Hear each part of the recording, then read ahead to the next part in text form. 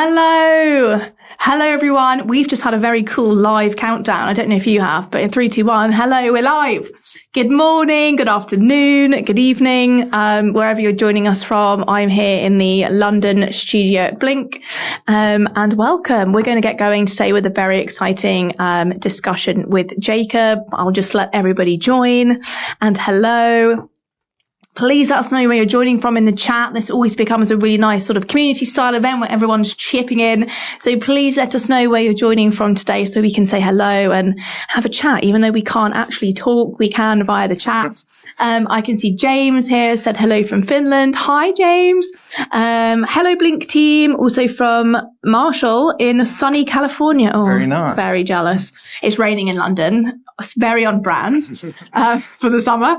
And somebody else, Cindy from San Antonio, Texas. Lovely. Texas is hot. Yeah, fair. Very on brand for Texas as well. I hope you're all having a great day. Welcome. If you're just joining us, we're going to be getting into all things migration from workplace with Jacob here today. We're just letting everybody join. Super. Without further ado, then, I'm going to get going and say hello properly. If you haven't joined us for one of these sessions before, I'm Georgie. I'm in the marketing team, and I'm hosting today's session live from our London studio. And we're going to be diving into a bit of a success story with one of our customers. So I'm just going to dive in here and say hello to everybody. Obviously, you can see their faces, but I'm going to hand over to some of our speakers today to properly introduce themselves. So I'm going to go to Jacob first. Jacob, hello. Hello, everyone. Georgie, thank you so much for the invite. Adrian, it's lovely to be here virtually in a virtual room with you guys. It's so nice. I feel jealous of your background. I was telling you about this earlier. There's also a great story of your background, but we'll maybe get there if we've got time, Jacob. Exactly. Hey, everyone. I'm Jacob Saracen. I'm the Director of Marketing Communications at Royal Ambulance. For those who don't have context, Royal Ambulance is, we're a healthcare transportation company that works in the Bay Area. We're about 1,000 team members. Think of us as an ambulance company. We do event medical services. We do event logistics. We do medical logistics. So we're kind of spread all over the place. We kind of like to think of ourselves as like medical transportation anywhere, from sports teams to, just running in your local 911 fire department. We kind of cover the gamut. So, we've been super excited to be here to sort of talk about Blink because, we, interestingly enough, since we have so many team members, they're never always in the same place. Even our holiday party, we kind of struggle with because, someone always has to work and be out there, saving lives. So Blink has always been such a key port, internal comms, such a key port of what makes our organization go. So super excited to chat with you guys today and answer some questions about what that looks like from my perspective. Amazing. Jacob, thank you. And we're also joined in the London studio by Adrian. Hello. Hi, Adrian. Can you tell everyone who you are? I would love why to. You're here? I'm Adrian. I am a full stack engineer / developer at Blink. The reason I'm here today, Georgie, is because my team was responsible for building the Workplace Migrator, so the platform that migrates data from Workplace onto Blink. And we helped out Jacob and Royal Ambulance in the process of getting them across to Blink. Glorious. And even though you two have worked together, you were sort of vicariously through other people. So you're just actually meeting virtually for the first time today, right? Exactly. Oh my gosh, I can't wait for it's an honor. I made sure that I was like, I looked back in our emails. I was like, made sure I was really nice to Adrian the whole time because he did so much work for us. I wanted to make sure that I was thankful the whole time about it. I actually have a note here saying somewhere that you were a pleasure to work with or something like that. Guys, stop the bromance. We've got an hour. Amazing. Well, thank you both. And it's very exciting, Adrian, because we rarely have a software engineer on webinars. So this is a big day, big day. Yeah. And we're hoping that we've all decided to wear a shade of green. That wasn't the memo, but we just have. We're hoping that we're all complementing each other rather than clashing. So there we go. Anyway, on to today's session. Before we get into it, for those of you who's been on one of our sessions, or if you know me, you know that I like a bit of forced fun. It's not great just to get into, the meaty stuff straight away, right?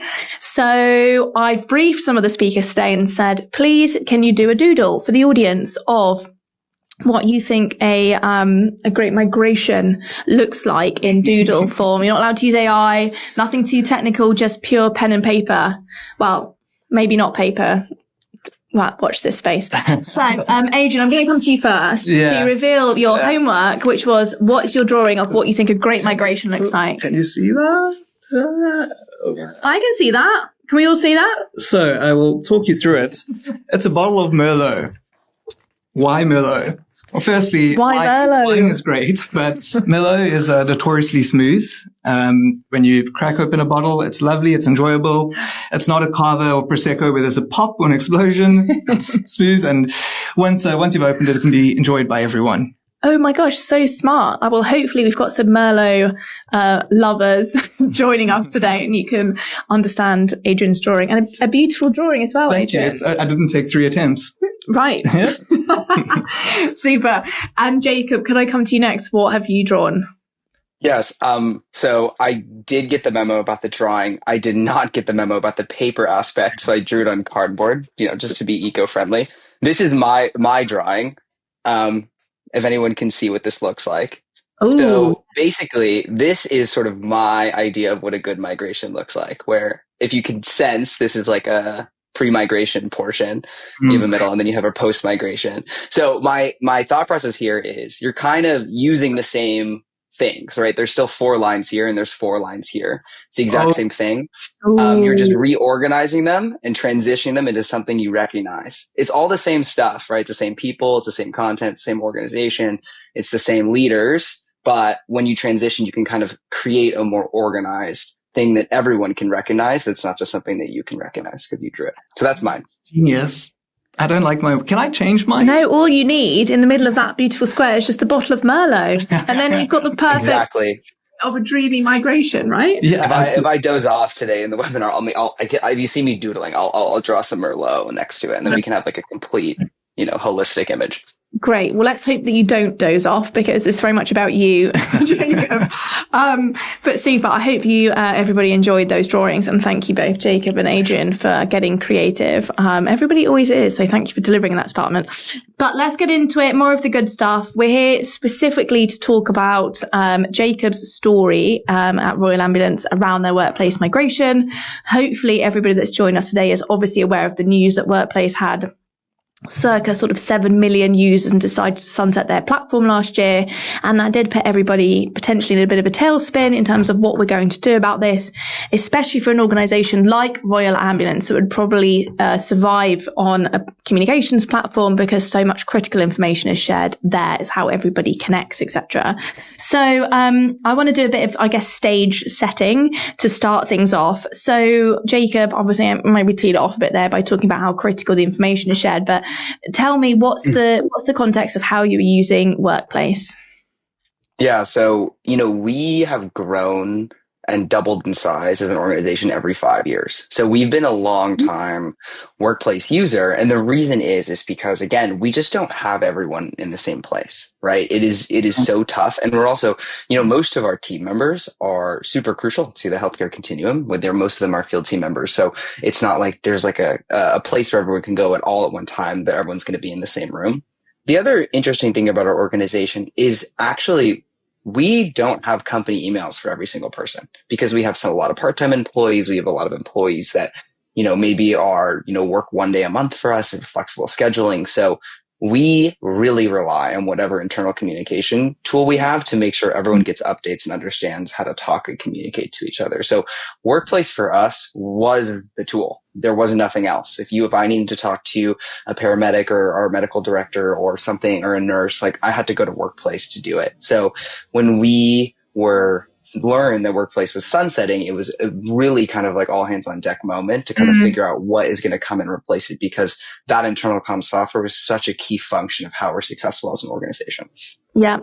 And so tell me, what was your reaction then when you got the news in terms of the platform sort of being discontinued? Just like most Workplace updates, it was like a 1-line pop-up that was like, oh, it's, going away. Sorry, dude. So the pomp and circumstance of them exiting was not like crazy in any sense. But yeah, we had a meeting and was like, okay, so we should need to be proactively on this as soon as possible.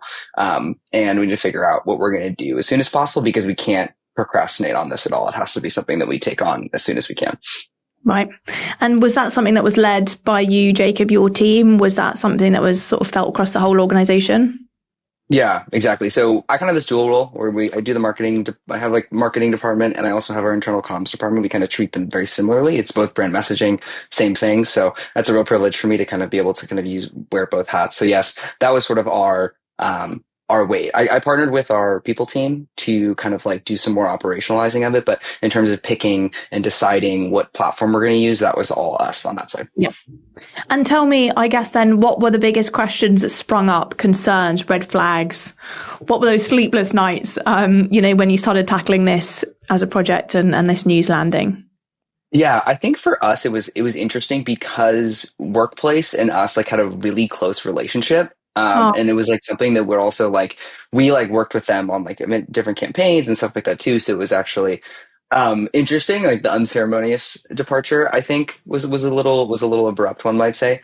I think for us, like really was like we need to figure out how this is seamless for our teams because this isn't like a fun thing that gets sent like kudos and like HR updates. Like this is like a crucial thing. If like an hospital ED chore is changed, or if there's a new protocol for a certain county, or if there's a new like radio transmission, like these are the things that go out there. So for us, it was really important to make sure that we picked. I kind of describe it as two things, but we picked the best software for our user, maybe not the best software for me, because I'm not actually our ideal user. It's really thinking about, yeah. okay, let's go into do a deep dive of why Workplace worked for us and what worked about it and what things we can do better. And once we did that deep dive, we had an understanding and kind of like a bulleted list to say, okay, now we know where to go next and what to look for in our next platform. Definitely. And so was everybody in your team involved in that? Obviously just the internal comms team. And did they raise any other concerns to you as well? Sort of getting started with this type of project, thinking, oh my gosh, how on earth do we have the time? Do we have the resource? Do we have, what were some of those red flags your team came to you with or that you sort of had? If you tell someone to their face that they have used a software for a long time that they love, and you tell them that we have to switch to something else, it like soaks the like energy out of them. They're like, why do we have to do that? Ripping and running software is such a hard part of like things that we do because it feels like such a chore and such like an abrasive process. So for us, it was like, okay, let's figure out how can we minimize this as much as possible. But yes, there was definitely growing some effort because Workplace has been great to us and it worked for what it was for us, if that makes sense. Like it did allow us to function. Definitely. And you molded it, as you needed it for the organization. And actually, we were just talking just before we came live just now about the tools that we're using to sort of take notes or write things down. And you do start to have a real affinity to tools and a love and a passion, and you'll champion that if you believe in it. So I can definitely imagine if you know a heavy user of a type of platform that you use every single day for everything, how that would have felt. But I think it's very refreshing to hear that your team really dived into understanding the people that were using it, because it's not necessarily what you thinking, well, I use it for this or I use it for that, because you need to think about absolutely everybody else. So it's a really nice way to start picking out those personas and understanding how they're using it to get going. And normally on some of these sessions, or if you meet Blink at an event, we're going to say, look, we're not talking about Blink. We're not going to give you a heavy sales pitch, but we are, specifically going to be diving into today in terms of why Blink. And obviously that's what's brought Jacob here today. So, and, Jacob, choosing a platform isn't just something you fly past IT, or dare I say for IT to even choose something like that. It becomes a huge cultural decision. Like you've just said, you watch the passion drain from somebody's eyes when you tell them you're taking something away that you love. And having the right tools for someone makes them feel much more passionate about their work and connected, and, therefore hopefully in a more thriving environment. So tell me, did you have a list? What was your criteria? What was your bucket list in terms of scoping your next tool? What did that look like? Yeah, so I'm big, which my team will tell you this, and they find it really annoying, that I'm a big, like, think that like marketing or internal comms actually isn't very creative. And what I mean by that is that it should always be driven by data. And it always should be driven by something, right? Everything you do should roll up to a goal and roll up into something. And the reason I bring that up is because for us, the bulleted list of things that we were looking for didn't come from my brain or our team's brain. It came from our users. So we identified the 50 most active people on Workplace, and we identified the 50 least active on Workplace. And I asked them and I said, okay, why are you the 50 least active? Well, this is annoying and this is annoying and this is annoying and this is annoying. Great. That's half of the list. And then I asked the top 50 people what they loved about Workplace. And that was our other half of the bullets. So we kind of came together and from our least active users and our most active users had a very organic understanding of what each of our different groups wanted in a new platform. Because when we think about migration, as we talk about, it's really hard and it's really intense. So we have to make this an improvement for our users. They have to understand why we're switching. So, and this is actually hard because Workplace is shutting down. It's not like we're moving. You kind of have to sell this as like an improvement because it is. And you have to kind of like take this moment when you're changing as people that are doing the migration, the adoption. I feel like I have the responsibility if I'm taking up other people's time and sending a bunch of emails and getting people to switch and log into a new platform, that the new platform offers them something that they didn't in the past. And at the same time, retaining as much features that people liked as possible. So it's as familiar as possible. So I think for me, that is sort of the things in terms of like how we came up with those criteria. For us though, I think in like maybe the Blink way, there's like a ton of options in terms of like actual internal communication software. If we talk about like going the Blink ethos of like, we're not going to totally sell you on things. The thing that I will sell you on, and the thing that's the most important, is internal comms as a software solution. That's like the bare minimum, right? You have to have a platform, obviously, but the reason that your internal comms is going to be great is, yes, the features help, but it's really the people you're working with. And I think for us, it was like, okay, we see a lot of similar things across a bunch of platforms. I think I did, 6 or 7 platforms to kind of pick from to see which one I wanted to go with. And at the end of the day, a call kept coming back where like a feature would impress us. But at the end of the day, it's like, we really want to partner. We don't want someone to just facilitate moving us to a software, because this is a time where we need to make significant impacts for our internal comms. And Blink always offered, you guys have this very, very great way of being a partner in the process and not just someone who's like a facilitator. So because you guys made that difference is one of the reasons probably the main reason that we decided to go with you guys, because again, everyone has features. Obviously features are great, but at the end of the day, it's the people that you're working with, because those are the people you're going to be solving problems with. Those are the people you're creating with. We always talk about having great coworkers. And when you bring on internal comms platform, they kind of become a little bit of your coworker for a little bit. And you want to make sure to do your due diligence, right? Not just due diligence on the software, but also the people that you're bringing on, because it's going to make the process go so much smoother. Definitely. I think, just chemistry speaks volumes, doesn't it, for this sort of thing? And, whether Blink's the best platform out there, which I'm obviously saying is, you need to have that in the process, because these are the people that I'm going to be working with. And it's with a tool like this that is held such sort of cultural integrity. I think it's vital. Yeah, and I think you have one opportunity to get it right. So working with someone to understand like what are the important things on day one, what's the transition going to look like? You want people on board with that move. So if you don't get it right, you miss that one opportunity to launch successfully. So that's really vital. Absolutely. And I think doing that piece of work of speaking to the 50 at least active and the 50 most active, such a good spectrum to be able to dive into to sort of then scope out your requirements as well. And I know, Jacob, you weren't going to speak to features and tools, but was there anything particularly that stood out in terms of, why Blink and why you decided to go down your green Blink route, from a more sort of functionality perspective in terms of some of those differences you've seen? You wanted to position it as an upgrade. What did that sort of more tangibly look like? So there were, I think, the 3 biggest things that we identified from I call them our workplace haters. They're not. We have like our super user group, and we kind of have we have our super user to our top 50, and we kind of have our lame user, which are our bottom 5. And they deserve shame, because you guys need to be more active if you're out there. They're probably not watching if they're on the webinar or not. For us, the key things were, we use the chat function a lot. We wanted those to be one app. Workplace, this erroneous thing where they made 2 separate apps for it, that was really annoying. We needed that. The other big pain point was logins. Frustrated that you had to connect your Meta account. It was like mumbled, and it was like really tough for people to find things. We wanted that as seamless as possible, because most of the people that I talked to, that was like, why don't you log into Workplace? They're like, I don't know my login, or like, it's like annoying to log in. I'm like, well, let's see if we can solve some of these problems for you. And then 2, we also wanted a company that was growing.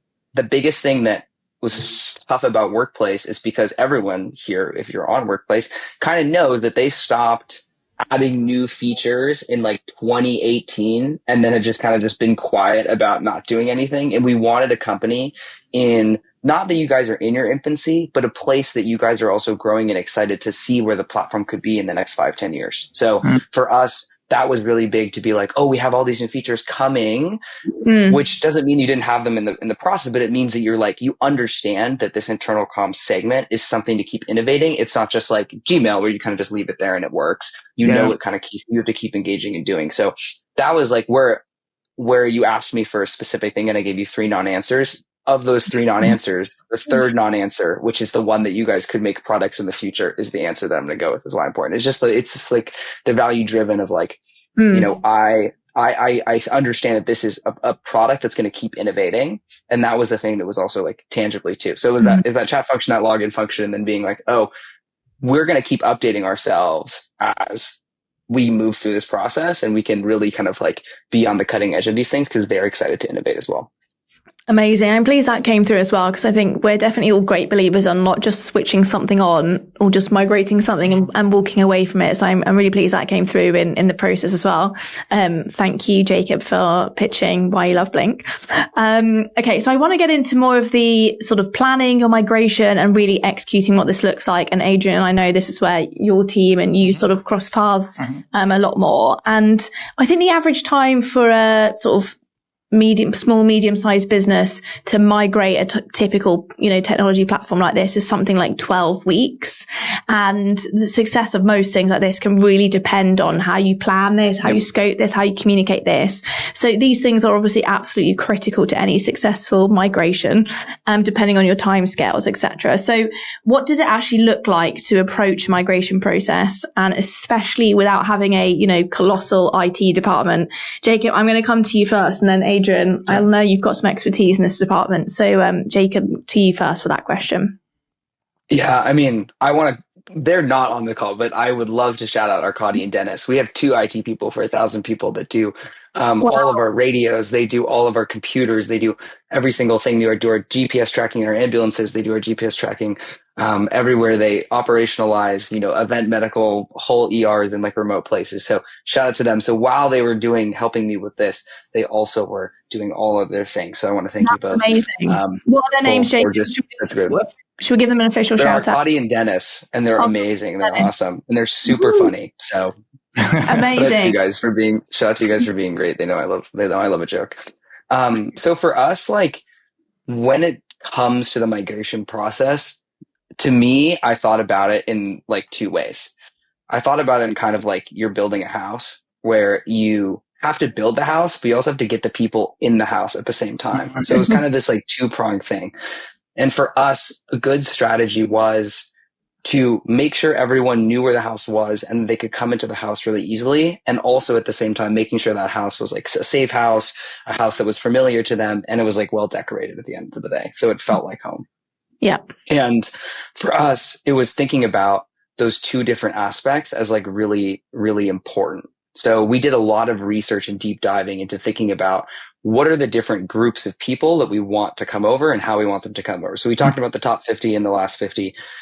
That was great for doing our research, but we even split it up even more. And Workplace actually has like this function where I stole this metric from them, which basically we have like basically 2 user groups. The first user group is a user group that logs into Workplace. So we call them they're like probably our ideal client. They log into Workplace one time once a week, right? Every week they log in once a week and they do something.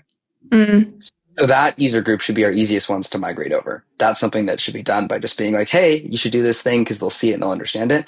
The second group is people that have only logged in once over the last 30 days. And that was the tougher sell to kind of figure out. So once we identified those 2, we knew the messaging had to be slightly different for each one. One could be a more carrot-based, maybe one needed to be a more stick-based approach into getting people over.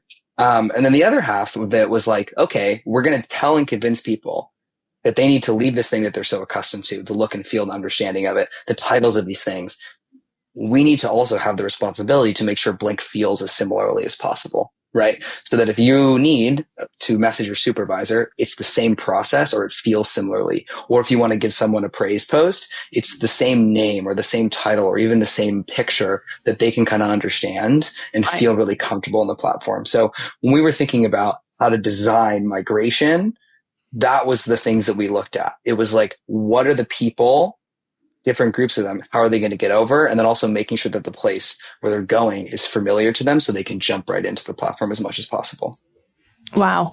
It sounds like there's a real, I mean, that probably was a time of madness, but the term in terms of method in the madness, that's like, sounds like the actual definition of that. Amazing. And Adrian, how about from your perspective? Obviously you've been working on this a lot, building these tools. How do you approach a process? Jacob pretty much said it, but in the non-complicated engineering way. Like it comes down to your preparation, and what you want out of the new platform. I think exactly what you said, Jacob, having some familiarity, maybe, feed posts, maybe it's the knowledge library, some things that the new users, when they come across to this new platform, they, okay, this feels a little bit like home. I'm not just coming into this barren desert that I don't recognize. Yeah.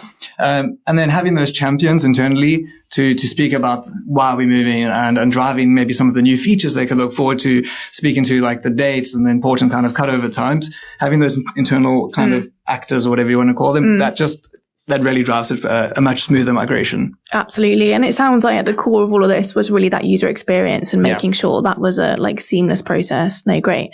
And what sort of steps did you take? Did you recommend before for people and all the systems before you actually made this switch? What did that practically look like? Yeah. So I talked about it a little bit in terms of defining those users. We also had to, one of the things that I knew is our workforce is young and on the younger side, I should say, in the bulk of it. So we are pretty familiar with how to do social media, right? That's not like a foreign concept to us, and workplace kind of function like that. So I wanted to, what we did is we basically looked inside of Blink, and we had Blink open for a while before we release it to everyone. And we seeded a bunch of I called them workplace champions. And they were again, those really active people on workplace. And we moved them to Blink champions, where I had a bunch of posts that were seeded that it could come out immediately as soon as the platform came up. I had one of our critical care leads, Tara, she's amazing. She had a ton of posts scheduled and ready to go so that when people came, it was like, oh, these things are being populated and things are happening. So it wasn't just skeletons of something. Yeah, exactly. And we also had some of the migration over from workplace too. So it was kind of these multi-pronged things that kind of allowed us to, but really it was first step was getting all our ducks in a row. It was doing that analysis of what worked on workplace and what didn't. The second was basically kind of breaking the news to everyone. So I kind of was the workplace reaper and came around to every office and said, hey guys, this is leaving.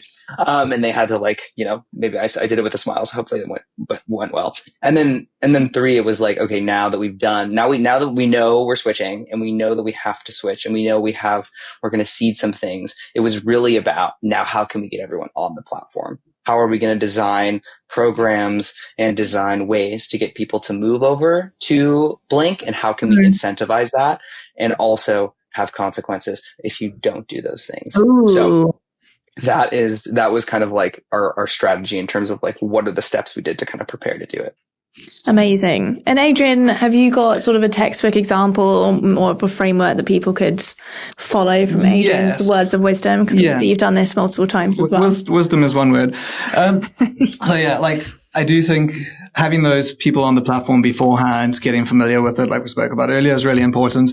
And then if you've got those users who are logging in once every 30 days, and they might not, be getting that communication to say, hey, we're moving.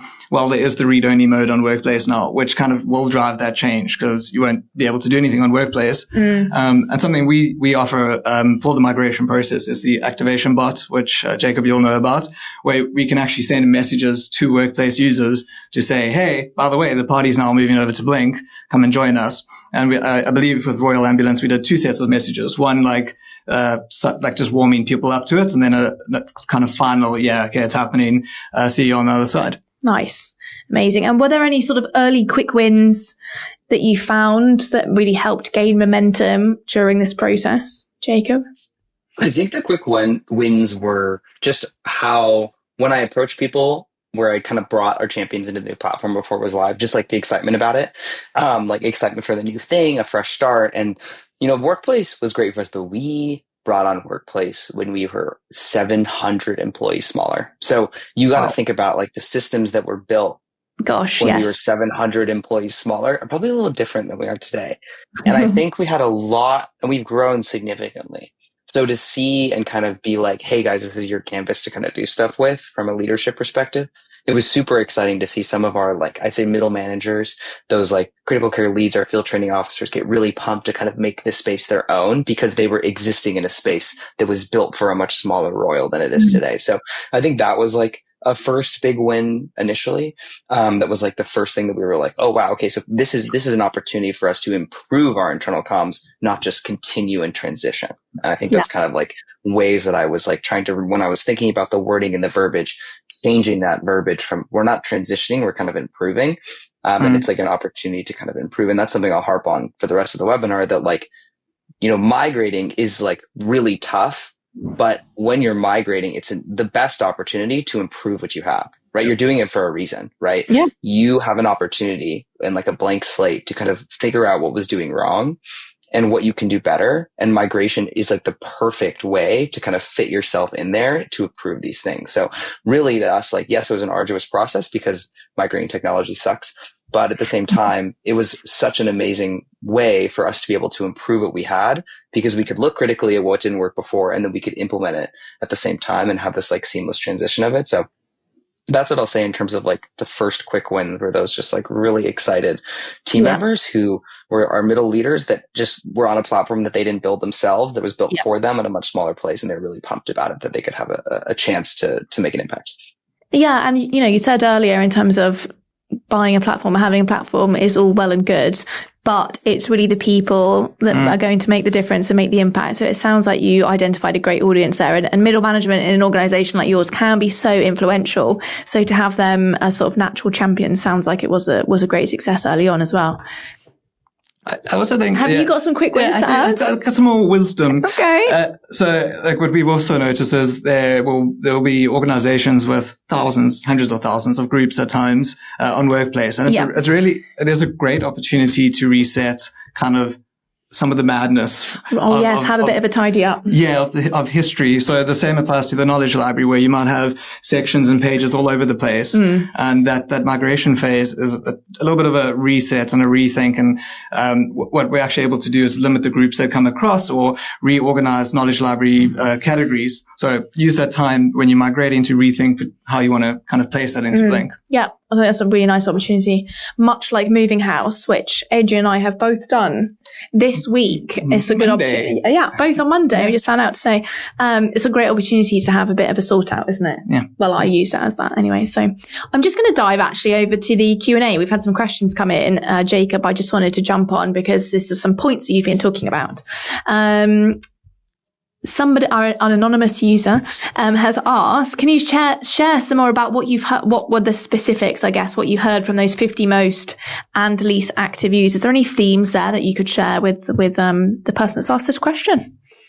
Yeah. So thank you, anonymous person, for the question. You have a lovely name. I think in terms of the bottom 50, the biggest thing was kind of a lack of value that they saw as a reason for not being there. What does it do for me? I can technically, you can just go in and clock in and, check in if you work part-time and you're under shift, you do your radio and you go out if you're an EMT and you're in your ambulance and you come back and you clock out and, there was a lack of value there.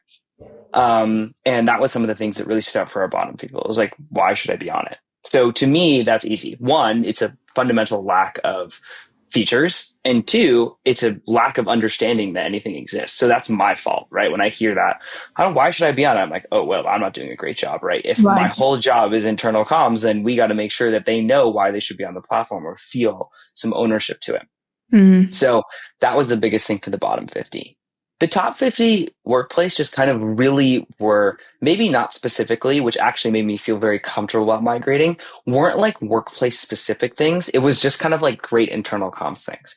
I love seeing pictures from my, teammates who I'll never see. That's like, like who like work across counties. I love, being able to, like interact with these things. I love, seeing events or something like that. Or it was specific to great internal comps. I love seeing my supervisors like post wins or, have like our exit interview, like praise come out and being able to interact with that or, being able to connect. So it's funny. It was really less workplace, sort of more great internal comms specific. So those are the key nuggets from those top and bottom of your workplace. And I also think, encouraging people when they do this, it doesn't have to be 50, but you just do 1 or 2 people and they'll give you so much information about how to lead your team and figure out how you want to go with this migration process. But that's what I'll say. So for the bottom half, it was, those people kind of a fundamental lack of understanding of why I should be on the platform, and the value it gives to them. And for the top half, it was just like being really excited about internal comms and wanting that to continue. So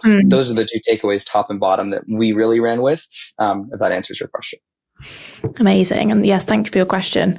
And it's funny because you're not going to be able to please everybody with one type of activity or one type of platform, and it's playing to all of those different types of people in the workplace. I think we meet a lot of people on launch days of Blink, and they was like, I don't care about company news, I don't care. And I was like, well, firstly, you should, but secondly, that's also okay. If this person wants to come in, clock in, be able to do X, Y, Z, that's more of like the utility side of a platform like Blink. That's okay. Just, does this help make your work life a bit easier? And what is that for you? And let's build that, so that you still have a great experience. And it's okay that you're not the top feed poster or, sharing stories, etc. But I think it's playing to that. But it's great that you had the time as well, Jacob, to really speak to such a array of people. Thank you. Yeah, and I will say there's I'm going to talk about for the rest of us a lot of things that we did and action things and programs and things. And I understand, I come from a pretty good position of corporate privilege where part of my job is to do this. And I acknowledge that most people don't have a dedicated person to lead internal comms and to be in charge of that or think about that. And that's something that I want to say, that you don't have to be that person to have a successful launch. You just need to pick the right things that you're doing. It's super dynamic. And that's what talking to those top and bottom users are going to do for you. So you can be really direct, right? Being efficient for me at work is okay, I don't have to do all these things that don't matter because these people told me to do them. I can just go ahead and execute. So, I am really great where I can be dedicated and have someone to look at internal comms. But for the rest of it, I strongly urge, it's actually not that big of a lift if you're very precise about how you do it in that sense. If you are someone that's maybe you're partnering with your HR team or, maybe they're dealing with a bunch of other things, their job, and you kind of throw this onto their plate. I do want to stress that it's not this it doesn't have to be this crazy adoption thing that takes forever. It's just being precise and doing the things that impact the organization the most. And you know what? That is a nice little segue to our next sort of section, I guess, because I really want to get into more of this idea of adoption, impact, engagement, and doing the whole migration process project. And, making this switch is one thing, one milestone, but getting people to actually use the product, engage, get value from it is a whole other story. So I want to understand, how did you really get your teams to use the new platform? And I wanted to start here with Adrian, because I know this is a big part of scoping the migration correctly, so that on day one you've got this great adoption. So Adrian, I'm coming to you first for this one. So we obviously spoke about the bot, which Jacob, I believe Royal was the first people to use the activation bot. We had built it as a team and we weren't sure if anyone was going to use it. And I think it was Steve at the time said to me, do you mind if Royal uses the bots? And I'm like, okay, let's do this. Let's test this thing out. But that's one strategy we've found that's worked really well. I think, again, going back to cleaning up your house, getting things in order, that familiarity when someone logs in for the first time, the login flow, considering that, if you're using SSO or something to log in, you don't want to have hiccups. So practicing that beforehand, having a few users just run through that flow, that journey, looking at your groups. If you have dynamic teams or something like that, ensuring people can see who they need to see on day one, they can find their manager, they know how to get onto chat. And then having, at least we found at Blink, having sessions with kind of the champions, walking them through Blink, how to use the basic functionality, how to get to your feed, how to get to your hub, so that when someone gets stuck, they know who to go to and they can help them answer those questions. Yeah, absolutely. And Jacob, same question to you. what was your view on, right, I'm going to actually get people using this? I know obviously we've spoken a lot about some of the themes you've had across Workplace, but did you tackle this a completely new way in terms of what you wanted adoption to look like in Blink? Yeah, so getting users over was interesting. I really did carrot and stick model for almost everything because it's important, right? You can't be too nice, which I'm really bad at. I try to please everyone. And then also making sure that you have roadblocks set up that this is what's happening. There's not you don't get to answer every question and do it. So there is a good balance to those things. For us, when it comes to adoption, I did a lot of testing with sign on because it was something that people thought was really arduous from Workplace. So what I did was the people who told me that they hated sign on were my beta testers about signing on with the new thing and seeing if they liked it. And it wasn't, I would really be a little maybe too Machiavellian with this, but I would be like, okay, I sent you a login link. Let me know how it goes. Do you think it's different than Workplace? What do you expect? And, when we make it simple where you can just SMS verify and it's takes that part out of it, we see a tremendous drop off in technology, right? If you get stuck in one location, it's the user group dies. So we really wanted to make that login process great. So we did a lot of testing beforehand just to make sure it worked and that process was seamless too. The other part of it that I think maybe to build on Adrian's point is they did a great job migrating some Workplace posts over for us so that when people came onto the platform, it was oh, I actually posted that 3 weeks ago. I know where this stuff goes. That was really helpful for us too. And then on the Workplace side, we still have this platform that people were using. So again, we did a ton of posts and a ton of things being Workplace is going away and we're switching to Blink. And what we did when we spent a lot of time building out Workplace where there was places they could learn about Blink. They could ask me questions about Blink. There was what the dates and times going. The biggest thing we tried to outline is the timeline was super huge about being very transparent about when this was happening. So everyone kind of I called it the Workplace doomsday clock in my head, but there was just kind of where people could see and kind of understand this was happening. Right. And right. So that's kind of a fun way to do it. Hey, everyone, we're moving to Blink. And then also, as Adrian said, you can also just turn Workplace off, right? You turn it into read only mode and man, you just got to go. So, we had a point where, Workplace, we had these messages from me being we're leaving. You had a chat function in Workplace saying bang, bang, bang, bang, bang. We are leaving, and then we turn it to read-only mode on that day, and then everyone's okay, so the only thing I can see is Jacob's link to log in and the bot message saying I have to go somewhere else, so that's where it is. That was all fine and great, and people came over. The problem was all those people that only log into Workplace every 30 days, we need them on the platform sooner. So that was great for our users that were active on Workplace. Everyone was awesome, and really we had a great, initial push to get everyone over on the platform. To start, but it was those other things. So what we did is, we are a workforce company that really tries to do a lot of employee recognition. So we partnered and thought about what's an event that we can sort of kind of tack Blink onto that kind of works. And we have this thing called EMS Week, which is we do prizes every day and celebrations and fundraisers and stuff. So we partnered the Blink migration with that event. So if you wanted to be entered in a raffle to win a prize, you had to do it on Blink. If you wanted to, be in competitions, you had to be on Blink. If you, wanted to see this, you wanted to be on Blink. So that was sort of the carrot aspect of it. You wanted to win these prizes or participate, you had to be on Blink. And then the other thing that we did, which was kind of the stick version of that, is that you could not change your shift unless you talked to our scheduling person on Blink. And that helped a lot to getting both of those people to do it both ways, where it's here's the fun stuff, but here's also the things necessary for your job to get it over. So it was kind of a thing over. And also the other thing that we did effective that really was great for us was I bought everyone a bunch of socks that are just Royal Ambulance socks. We like to give out merch. We do give out merch for EMS Week. And you could only give out socks. You could only get a pair of socks if you were on Blink. And what that did is that everyone can wear something like that because it doesn't change your outfit at all. But people would post their socks on Blink and see the thing oh, how did you get that? And what it would do is if you even were so completely, because we all work in partners, right? There's your EMT and paramedic, or most people have a part person, and everyone really works alone in healthcare. And so we were okay, if I can get into one pair of socks into every rig, that means one conversation about Blink has to happen to everyone at the company at some point. Word of mouth. So that kind of also, exactly. So that kind of forced us to do those two different things. So it is about getting creative in that way, but it is that carrot and stick model. It's like, this is why you should be on it, and this is why you have to be on it. And if you can think about all the activations you're doing, where if you say, these are the things that people like, and these are the things people hate, you move those all into a bucket. And then you say, this is why people should be on Blink, and this is why people have to be on Blink. We kind of sorted those things into why you should be on Blink, why you have to be on Blink. And then if you just do those tasks, we had a really high success rate because it seemed like it hit every single portion of what we needed to do. So that's kind of in a long-winded way, like the steps that we actually did to get people to use Blink. And in short, it's this carrot and stick model, and it's really just creating value for the user. So, it was really thinking about how can we educate these people that this is, for better or for worse, the best thing for them in a good way, educate you with fun, and also educate you with hey, you want to change your shift. You can't, you gotta get on Blink to do it.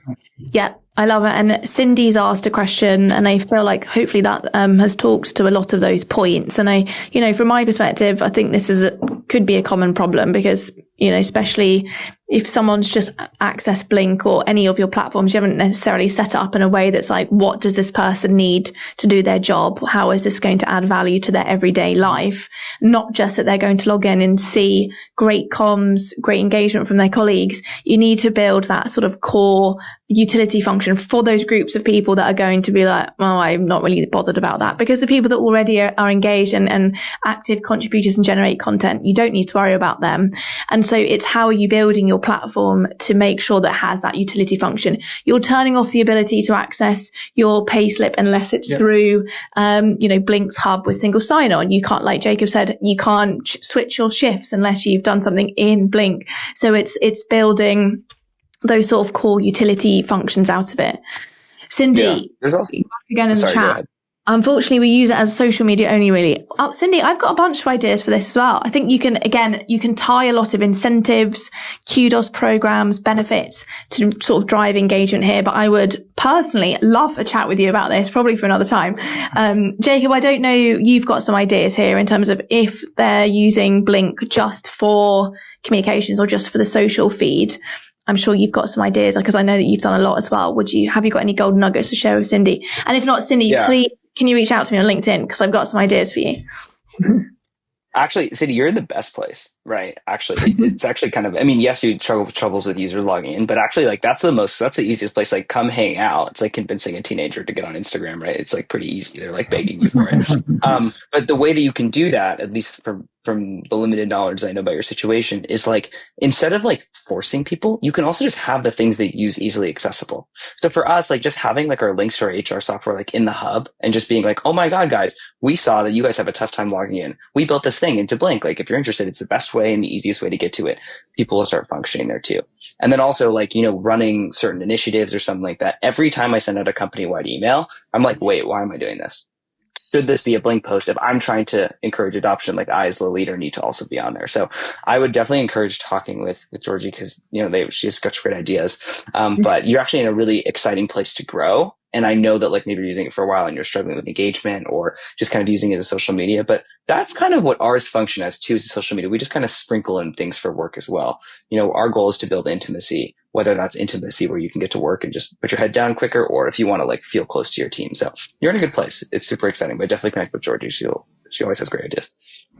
Super, thank you. Cindy, thanks for adding a question as well. It's really great to hear where you're coming from, what your challenges are. I guess I would like to know as well, what role did training play? Did you have to do any of that? I know you spoke about sort of middle management getting quite heavily involved. What did that look like across the organization? Yeah, so Blink actually, let's pretend like they don't exist for a second, did an amazing job being like super flexible with the training process. Okay, you guys can come back.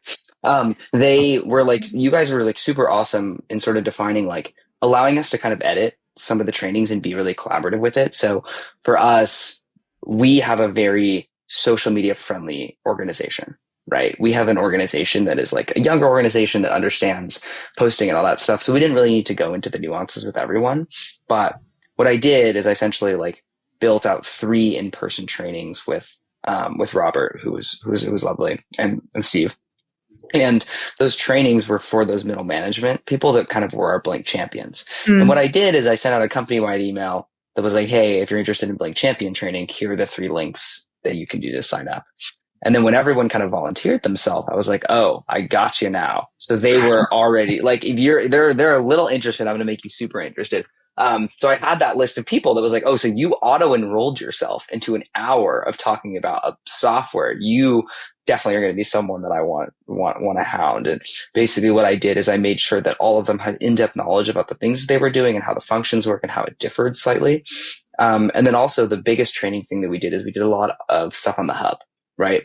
We wanted to make sure that the hub was really built out when users came in, and giving our leadership team opportunities to kind of build that out, whether it's like putting protocol in there or stuff like that too. So for us, that was kind of like, in terms of like the training aspect, we really focused on the hub, and we focused on like what's new, because we had the luxury of having a pretty social media literate audience that didn't need to like do that stuff. I think the takeaway for everyone listening is the fact that it's really flexible. It's not this like standard thing that needs to do it, right? We knew that people knew how to post, but maybe they didn't know how to log in, or maybe they knew how to post, but they didn't know how to do this. So we could kind of think, and when you have all that information, because you do your due diligence, you talk to your users, and you're like, okay, what do they actually want to know?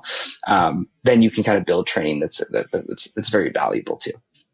Absolutely. And I think I'm just conscious of time, and I want to get to some other questions, but I guess what's been your biggest reflection in terms of what's different about that holistic employee experience now you've made this switch? Were there things you didn't realize you were missing until now? And, just having that sort of 1,000-foot view, what are your biggest observations in terms of that more broader experience piece, Jacob?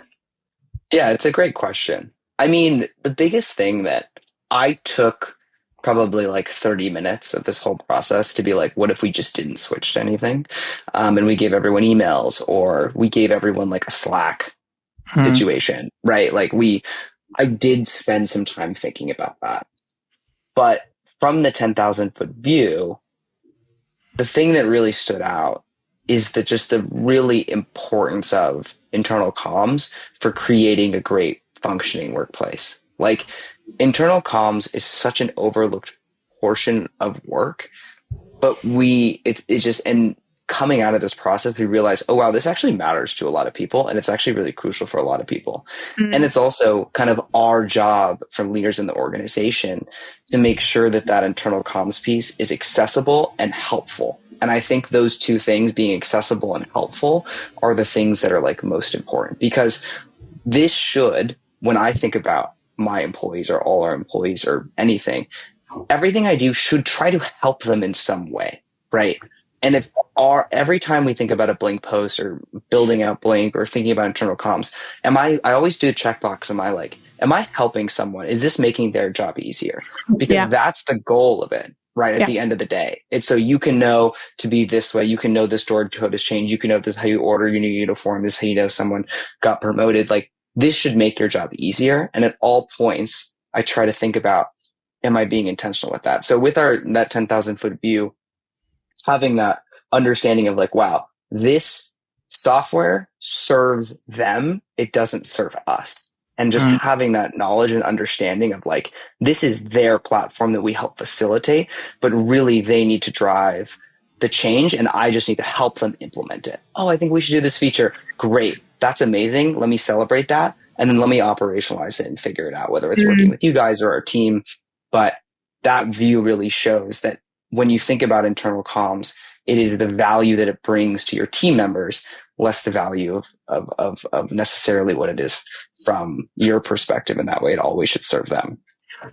Absolutely. And I guess with every story like this, Jacob and Adrian, I'm coming to you, there's always I wish I'd known this sooner, or one golden nugget I want to share today.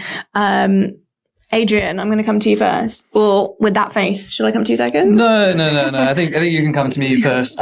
This wasn't the case with Royal Ambulance, but just with our migrations generally, we've had instances where this is a safe space. This is a safe space. Yeah, go for it. We've had instances where some of the people using Blink have started setting up users and groups and not migrating them across.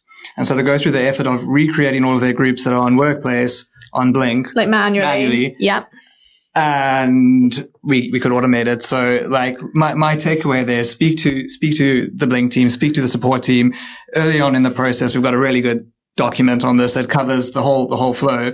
Don't do the manual work. We've built tools that automate it, but yeah, we've seen that as a little bit of a nugget. Let us automate it for you. Yeah, that's quite stressful for someone, especially if you've got a web of all sorts hundreds going of thousands on. Of users. And well, there you go. Yeah, exactly. And Jacob, how about you? What's your wish I'd known this sooner, or maybe your sort of golden nugget that you'd like to share with everyone today? Specifically for everyone here who's migrating from Workplace, you do not and you should not copy the platform completely to Blink. Trying to achieve copy perfection is going to take so much time for a value that's not going to be that much. And take that moment to think about, why am I bringing this over? Yeah. Everything that you bring from Workplace, you should take a moment and think critically about, does this make my employees' experience better? Is this happening? This is the perfect opportunity that you have to kind of like remove the things that didn't work with no one crying about it, because they're not going to notice. So really don't, like, if you're like, oh, I need to migrate 6 months of feed posts. Why? Who's scrolling back 6 months? Maybe there is a use case. Maybe you talk to your bottom 50 users and they're like, oh my God, I love scrolling back 6 months and looking at my feed posts. And all of them say that, and you know you need to do it. But I assure you that, like, if people look at migration as tough and a large scope of work. So making sure every part in your scope of work is intentional, I think, is like my golden nugget from thinking about, which helped me digest the process, where, you know, there are things where we migrated and I'm like, I didn't use that. I kind of want them to delete that. Like, we didn't really need that. So really being critical about, like, you don't need to copy this platform exactly, because it you know, Workplace is failing. That's why they don't support it anymore. So, you know, if you're coming from a objectively failing platform, you need to be really critical about what you bring over to your new platform that's growing. So I think that's the thing. It doesn't need to be everything. It just needs to be the things that work and the things that make sense would be my golden nugget in terms of migration specifically. That's glorious. Thank you. Thank you both for your golden nuggets. And I've got one last question as well, which is, what was the most surprising part of this whole process? Another anonymous question. Jacob, what's been your... That's a great question. Yeah, it's a great question. What's been the most surprising? Yeah. I think the surprising thing is how excited everyone was about a new platform. Because to me, I was expecting a lot of groans, but people, if you just give them a little bit of runway and a little bit of freedom and sponsor that freedom with excitement, with financial backing, with time, which is, I think, the biggest thing, that what my takeaway was, like, can I block time for you? Can I make your KPIs for this for you? Can I give you a time to make this and get excited and dive into it? That they will be excited about this, because it does, at the end of the day, make their job easier. And once they understand that and know it, it was really amazing to kind of see everyone flood in, because I can only control so much. And to see, like, we had like 500 users in the first day. And that was like crazy to kind of see everyone getting really excited and posting and moving stuff over and getting excited. And I think that's the thing that was really amazing and exciting, was that, like, I think people are more excited to do this than we think. And they're excited if we as leaders kind of give them opportunities to be excited, time to be excited, money to be excited, and support, that they'll really run with it. And your job kind of, it doesn't end, but it's very different once everyone's released into the platform. It's a much more kind of facilitation aspect. So I think that's what I would say was the most surprising, is how excited people were to be on this new platform and dive right in. That's amazing. Maybe you're just a bit of a pessimist, Jacob. You're like, oh my gosh, people are actually happy to be here. How about you, Adrian? Maybe more from a technical standpoint, more broadly in terms of all things workplace migration. Yeah. Still a safe space. Still, is it? I mean, yeah. Yeah. Sure. So always a little bit of technical weeds, and conscious of time, so just rein me in if I... All right, roger that. When we started designing the solution to get data from Workplace into Blink, Workplace had proposed a data extraction approach where you as a Workplace admin would go into Workplace and export your data manually. And this was fine, and Jacob would be familiar with this. It worked okay. And about halfway through these migrations, Workplace just dropped support of that. So the export was still there, but it didn't contain the data we were expecting.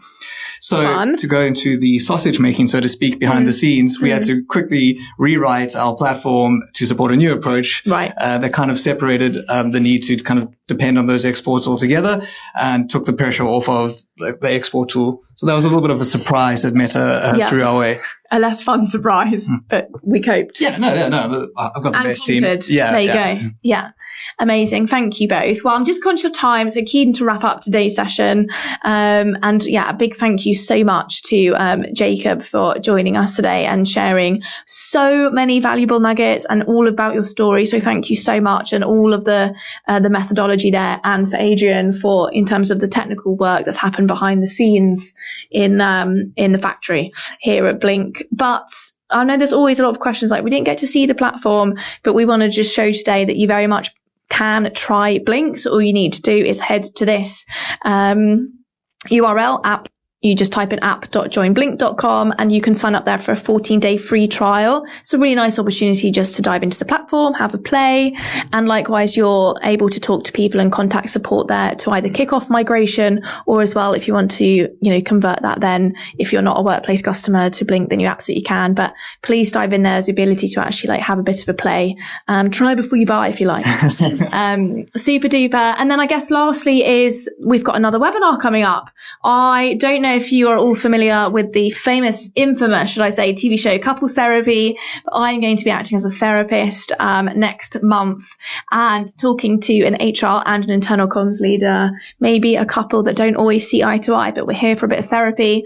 Hopefully that will be a great session. So if you'd like to see how those two teams or leaders interact and what great could look like, come to our live therapy session. I'm going to be channeling my inner therapist. Very excited. And then lastly, Jacob, Adrian, your last piece of homework was to contribute to our playlist. We've got a internal comms survival playlist. Sometimes you are a team of one, or not even that, you wear many hats. So we're trying to build a sort of a hype playlist for the year where you can dial in and just, feel energized for all the great stuff you're doing. So what track would you like to add to the playlist, Adrian? Ooh. So Queen, Don't Stop Me Now. Oh, a banger. That's my go-to karaoke. Absolute banger. Ooh, yeah, Great. That will be making the playlist. Jacob, what's yours? I struggle with this a lot because I think there's a lot of good options, but I decided to pick one of the greatest artists of all time, Stevie Wonder, and doing Signed, Sealed, Delivered, I'm Yours, because I love the lyric, like the fool, I went and stayed too long. Because you know what? We all did a little bit. And I think it's a great when we're talking about migration, where we should, decide where we want to go or what we should do. Amazing. And here we go. I'm yours. We're each other's. Amazing. Oh, well, two great tracks. Thank you so much. And Jacob, this was a huge amount of your time to sit here for an hour and share your story. So I can't say thank you enough. Okay. And for both of your beautiful drawings, we'll have to get those framed, don't we? Thank you so much, everybody. You know where we are. If you've got any further questions, if you want to try the product. And Jacob, I'm sure people can connect with you as well on LinkedIn if they've got any further questions that they'd want to chat to you about. But that's it from me and from Adrian. And from Jacob, thank you so much. And hopefully we'll see you very soon. Take care, everyone. Cheers. Bye-bye. Bye.